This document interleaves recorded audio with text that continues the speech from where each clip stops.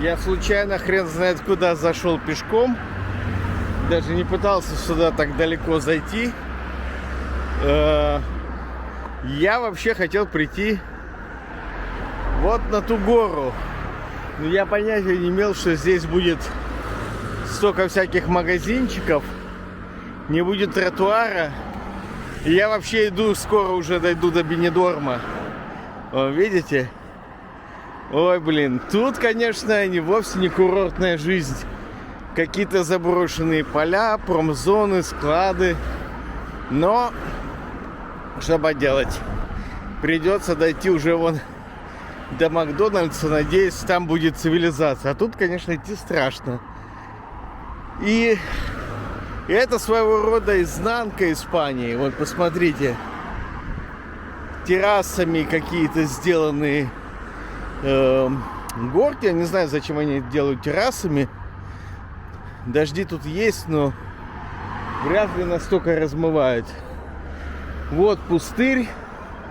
В общем, все дорогое построено вдоль побережья. Вон там вот. А чуть-чуть в сторону, ну тут километр до моря, если не меньше. Тут уже задворки и грязь, увы, и камыши. Вот заброшенная парковка, на которой уже пальма выросла. Настолько давно она заброшена. И я теперь не удивлен, почему в Испании такое дорогое жилье. Ну, наверное, потому что очень много земли, которой никто не оперирует. Вот, кстати, коммунальный колодец открытый, тоже никому не дело. Эх, как испанцам везет то, что я не говорю по-испански и не могу писать жалобы. Ну ничего, придет мое время. Как там в анекдоте? А теперь твое время, Валентин. По-моему, так. Да, смотрю на машины, тут много. Вот, кстати, видите, затопленная машина стоит. Явно из Валенсии притащили. Вообще сейчас на рынок будет много выброшено машин, которые утопленники. Потому что реально очень много затопило. Сейчас они будут расползаться по всей Испании по супер бросовым ценам. Ну и, соответственно, возникнет спрос на машины поддержанные, дешевые, но не утопленные. Какие-то отели непонятно кому нужны вдалеке от моря. Посмотрел, зашел в салон. Ну, такой, наверное, неофициальный дилер, потому что там все марки есть. И Сузуки, и Субару, Митсубиши. Торгуют всем подряд. И в этом салоне самая дешевая машина какая-то Mitsubishi что-то там. Очень похоже на Ладу Гранту. Видимо, на том же шасси Рено. Вот эта машина стоит в районе 14 тысяч. В зависимости от цвета. А на улице стоял Fiat 500. И он стоил уже под 16 тысяч. То есть 15 с чем-то. И бэушные машины тоже здесь стоят. Мерседес. Да, я понимаю, что это очень мало информации. Ну, в общем, Мерседес 2009 года какой-то, не знаю, я в них не разбираюсь. Ну, допустим, S-класса стоит 10 тысяч 2009 года. Курортная экономика побережья. Ну вот, не покидает меня чувство, что я нахожусь в районе Большого Сочи. Прям все похоже на это. И то, как застроено. И только что отъехал мужик с надписью на машине «Сдается». То есть он стоял и где-то здесь, ну да, Есть машины с бельгийскими номерами, много, с нидерландскими номерами. Но я сильно сомневаюсь, что люди ехали сюда, не зная, куда они едут, именно в это место. Тем более стало прохладно уже. Вот, вчера и сегодня уже ночью 12 градусов. Это уже, ну, как бы море похолодало, я уже не вижу, кто бы купался. То есть сегодня какое? 13, да? 13. И уже все, нету желающих искупаться в море. Сейчас еще хорошо, но это только потому, что я иду. А так было бы прохладно. И если кто-то думает по поводу открытия своего ресторана здесь, ребята, не делайте это. Вот тут сплошняком одни ресторанчики буквально нескончаемой полосой идут. Азиатские рестораны, я только что прошел мимо. 7 сменов блюд, 7. То есть 7 подач блюд стоят 13,50. При этом ты можешь... Ну, понятно, что там порции вообще такие вот на 2 укуса. Ну, то есть, представляете, все равно ты... и вино бесплатно. Бутылка вина, или даже не одна, а несколько, бесплатно. И люди выпивают вино. Вот такая вот конкуренция. Поэтому вряд ли кто-то специально пойдет кушать в русский ресторан. Открывать азиатский ресторан, будучи русским, ну такое. И вот такие, видите, пустыри, какое-то заведение, похожее на деревенский стриптиз. Вот. Голубей кормят, какая-то беженка. Вот. И агентство недвижимости. А что еще тут может быть? Город. Ну, соседний городок я дошел. Весь забит стариками из Северной Европы. Есть небольшое количество молодежи, но очень мало. На самом деле в основном все старые. И это очень жалкое зрелище, ребята, если честно. Жутко жалкое зрелище. Они с трудом передвигаются, сидят в ресторанах, в кафешках. Но я не могу сказать, что они получают удовольствие от жизни. Я на них смотрю, и мне кажется, что им уже тяжело жить. Еле-еле идут по тротуару. И вряд ли можно получать радость от жизни в этом возрасте. Прикольно посмотреть, как люди здесь одеты. Некоторые одеты в теплые, типа меховых, ну не меховых, а пуховых курток,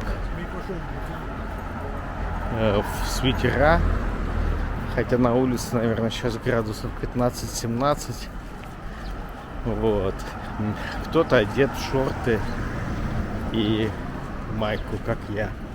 Потому что я двигаюсь, и мне тупо жарко. Вот. Но в основном все здесь люди в возрасте, я думаю, пенсионеры. Поэтому им холодно, мерзнут. Нет, я, извините, должен вам честно сказать, они выглядят несчастливо. Нездорово и несчастливо. Я бы не сказал, что есть ощущение, что они живут полноценной жизнью. Скорее чувствуется боль и страдания. И то же самое я видел в Каталонии. Пенсионеры несчастливы и не выглядят счастливо. Они живут как вот по накатанной, живут, как будто катятся по наклонной плоскости.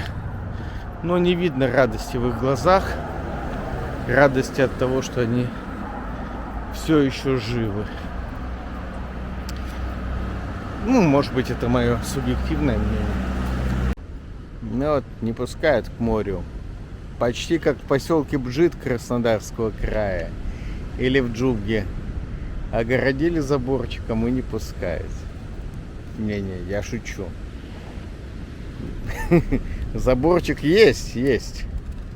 Но до моря тут всего ничего. То есть, в принципе, можно пройти. Ну, предположительно, это сделано в целях безопасности. Может быть, кто-то падал туда. Не знаю. Так, теперь мне нужно себя заставить на другой конец бухты дойти. Да, вот это прямо перед вами город Кальп или Кальпе. Вот там вот между двумя горными грядами. Видите, нет дороги вдоль моря. Ну, по крайней мере, я не знаю, чтобы она была. Надо туда вот в гору ползти. И там будет возможность попасть. Здесь где-то есть вот это вот, то, что вы видите, фешенебельный район Альте-Хиллз, где все олигархи живут. Типа закрыто, все туда не попасть. Вот, где-то здесь, я не знаю, я там не был никогда, я же не олигарх. Вот. А моя задача была вот туда вот на гору наверх пробраться, но сегодня я уже не успею, потому что, во-первых, я устал, а во-вторых, сейчас стемнеет, и тучки находят, и боюсь, что будет ливень. Надо успеть до темноты. Вот частный дом, посмотрите, на побережье. Наверняка ему предлагали его продать за очень большие деньги, чтобы построить вот такой же вот таунхаус. Но нет, люди не продали, оставили себе, видимо, старый рыбацкий дом. Наверняка ему лет 100 в этом месте. Ну вот так, видите. И никто не отрезал им газ и не выселил за 101 километр. А вот тут земля, наверное, очень дорогая, я полагаю.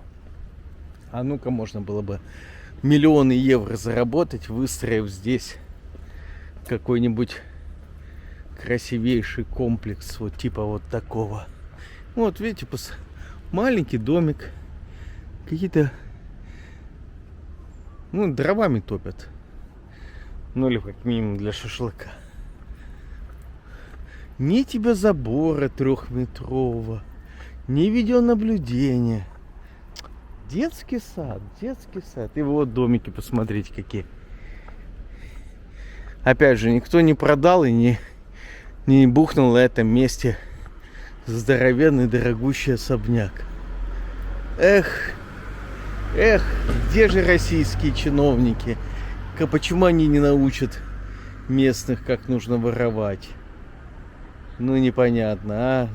Я вообще считаю, что нужно открыть в Испании школу коррупции имени похорошевшей при Собянине Москвы.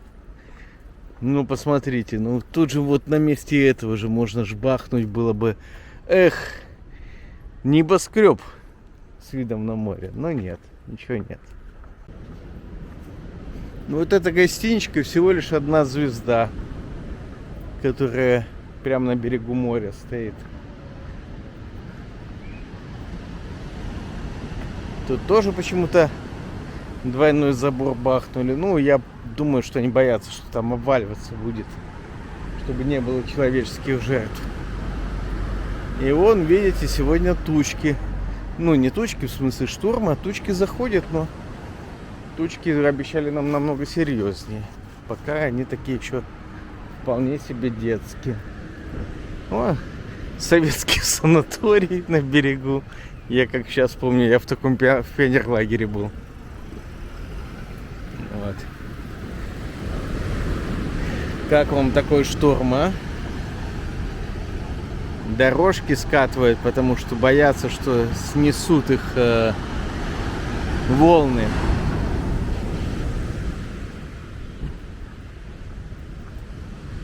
Да, наверное, могут прилетать волны. Ты посмотрите, какие, почти до набережной.